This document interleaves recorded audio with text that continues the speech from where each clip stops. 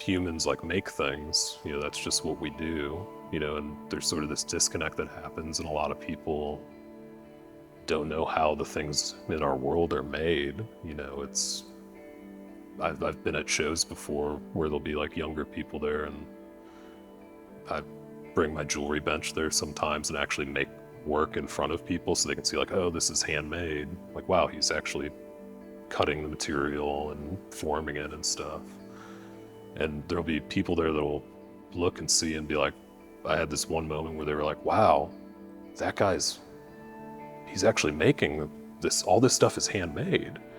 And it was kind of a moment for me of a realization where I was like, there's people out there that don't know that. And I think it's an important thing that anybody can do it. It's not, the barrier is just like the time and the investment in yourself to learn how to do it. When you support like a local artist, you're supporting the community because that money goes back into the community. You have jewelry that will probably last you a lifetime, or if something happens to it, the person and they can fix it for you instead of throwing it away. My name is Joseph, and I'm a metalsmith, and I am the featured artist at 108 Contemporary.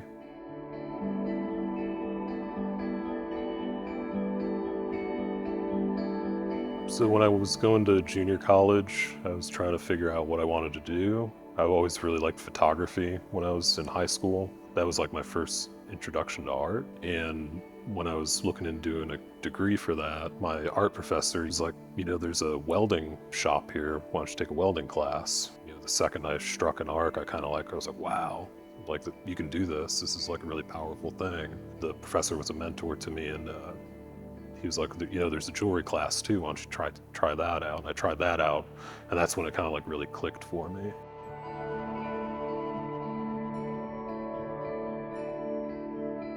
I'm a planner, so I like to kind of, I'll have like a drawing of just a rough design. I draw a lot, and, I have hundreds of pages of drawings that like never turn into a design, or there's like a recurring idea that I keep getting drawn back to.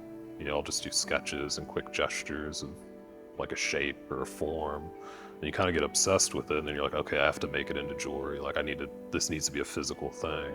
One of the things I really wanted to learn how to do, and I've kind of taught myself to do over the past few years, is CAD work, which is doing like computer-aided drafting and drawing.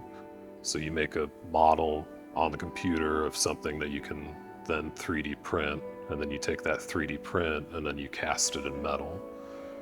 I was looking into like mourning jewelry, like jewelry people would wear for like to remember someone or during a funeral, which is kind of part of my work over the past few years. And there's kind of this like lover's eye motif that pops up a lot in that, and I decided, I was like, oh, well, I'll scan my wife's eyes and like try to make pieces out of that and go from there. I've had some loss in my life over the past few years, and I'm very like, I need to have like a way to like something to do with my hands. The best words of wisdom that were ever given to me, and I still use them to this day, were from one of my mentors when I was really young, and it was just find something and get obsessed with it. It's not always easy, at least for me. Like I struggle on pieces, I have failures. I mean, for every couple pieces that you see in the gallery, like there's probably 2 or 3 that didn't make it. When you're obsessed with something, even when it's difficult and you're struggling through making work, or your work isn't the way you want it,